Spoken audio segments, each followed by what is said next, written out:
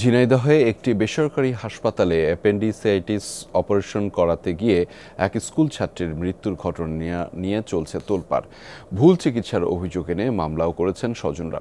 গঠন করা হয়েছে তদন্ত কমিটি। সুষ্ঠু তদন্তের মাধ্যমে দোষীদের শাস্তির দাবি স্বজনদের। স্বাস্থ্য এবং স্বাদের মধ্যে চমৎকার একটা ব্যালেন্স করে পীর প্রিমিয়াম আয়োডাইজড লবণ।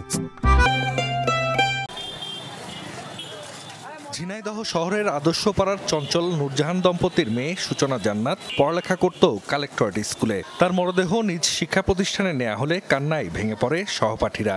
সূচনার এমন মৃত্যু কিছুতেই মানতে পারছেন না শিক্ষক শিক্ষার্থীরা। পরিবার জানায়, গত ২৬ এপ্রিল অ্যাপেন্ডিসাইটিসের ব্যথা উঠলে সূচনাকে একটি বেসরকারি হাসপাতালে ভর্তি করা হয়। সেখানেই হয় অপারেশন। পরিবারের অভিযোগ, এরপর আর তার জ্ঞান ফেরেনি। পরে রাজধানীর একটি বেসরকারি হাসপাতাল ও নিউরোসায়েন্স হাসপাতালে চিকিৎসা দেয়া হয়।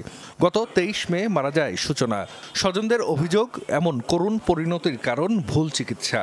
মোজাম্মেল ডাক্তার এবং রেজা সেকান্দার এরা ভুল ট্রিটমেন্ট করে আমার মেয়ের আজকে আমার বুক থেকে তারা ছিনিয়ে নিয়েছে।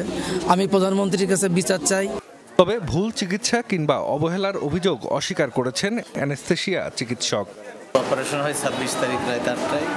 পরবর্তীতে সম্পূর্ণ সুস্থ থাকার কারণে আমরা তাকে কেবিনে শিফট করি। পরবর্তীতে যে তাকে কার্ডিয়াক অ্যারেস্ট হয়, তখন আমরা ৬ জন ডাক্তার মিলে সারা রাত ধরে তার চেষ্টা করি, চিকিৎসা করি। খিঁচুনি থাকার কারণে আমরা নিমসে পাঠাই।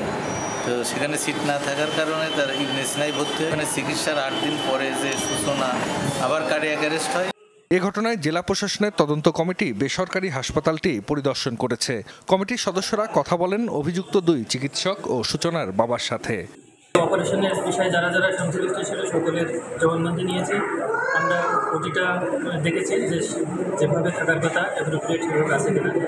আমরা মোটামুটি সবগুলোই ত্রুটি পাওয়ার মতো তেমন কিছু দেখি না।